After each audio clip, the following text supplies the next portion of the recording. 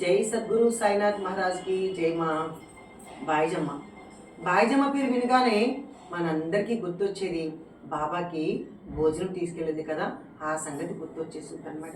ఎందుకంటే ఆ తల్లి అనన్య ప్రేమ, అంతులేని ప్రేమ బాబా మీద కురిపించింది. అంటే అందరూ ఆ బాబా దగ్గరికి కోరికలతోనో, లేకుంటే బాబా పిలిపించుకుంటూనో, లేకుంటే ఎన్నో వంకలతో బాబా దగ్గరికి వెళ్ళిన వాళ్ళే. అయితే ఆయన్ని భగవంతుడిగా గుర్తించింది సిడీలో మొట్టమొదటిసారిగా ఇద్దరండి. వాళ్ళని ఒకరు బాయిజమ్మ తల్లి, ఇంకొక ఆయన మహారాష్ట్రపతి అనమాట. ఎందుకంటే భగవంతుడిగా గుర్తించింది వీళ్ళే. మిగతా వాళ్ళందరూ చాలా అంటే ఆయన లీలలు విన్న తర్వాత, ఆయన లీలలు కళ్ళారు చూసిన వాళ్ళు, లేదా బాబా పిలిపించుకున్న వాళ్ళు, ఇలా ఎంతోమంది ఉన్నారు. కానీ వీళ్ళిద్దరిది చాలా అత్యంత అనన్యమైన ప్రేమ అనమాట. ఆ తల్లి ఎంత సేవ చేసుకుందంటే, ఒకరోజు 2 రోజులు కాదండి.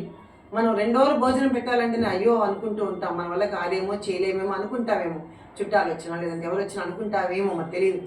కానీ ఆవిడ అంత జమీందారు అయి ఉండి, డబ్బులుండి, ధనవంతురాలు అయి ఉండి, ఒక పిచ్చి పకీరుకు అడవుల్లో వెతికేసి, అంటే ఆయన భగవంతుడు భోజనం చేయకుండా ఉండకూడదు అని ఒక గొప్ప సంకల్పాన్ని పెట్టుకుందనమాట తల్లి. ఆయన బాబా దగ్గరికి అక్కడ కోరికలతో రాలేదు ఆ తల్లి. భగవంతుడుగా ఆయన దర్శించుకుంది. ఆయన మొక్క వచ్చేసలో సాక్షాత్తు భగవంతుడు కనిపించాడు. కాబట్టి ఆ తల్లి రొట్టెలో చేసుకొని, అయ్యో బాబా పిచ్చివాడు, అప్పటికి బాబా కూడా కాదు పిచ్చివాడు, ఆయన అన్నం తినడే, ఆ పకీరు నేను పెట్టాలి, ఆ భగవంతుడు నేను పెట్టాలి అని ఆ తల్లి ఎలా తీసుకెళ్ళింది. ఎక్కడున్నావయ్యా సాయి, యాడనున్నావోయి, నడవలేకున్నాను ఎదుట పడవోయి,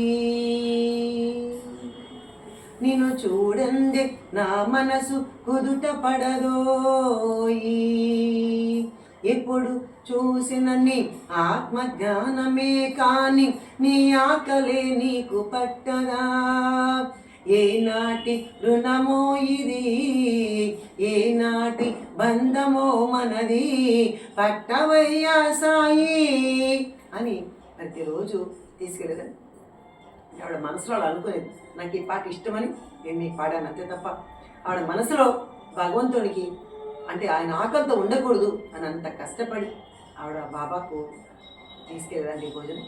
కానీ బాబా అక్కడేమి ఆవిడ రుణాలు ఉంచుకోలేదండి. తన కొడుకుని తాత్యాన్ని తన ప్రాణానికే అడ్డు వేసి కాపాడాడండి మన సద్గురు సాయి. అందుకని ఫలితం ఆశించి చేయలేదు ఆ తల్లి సేవ, ఫలితం ఆశించకుండానే ఆ తల్లి సేవ చేసింది, అనంతమైన పుణ్యాన్ని పొందింది. కాబట్టి మనంతా కూడా ఫలితాన్ని ఆశించే సేవ చేయకూడదు. జై గురు.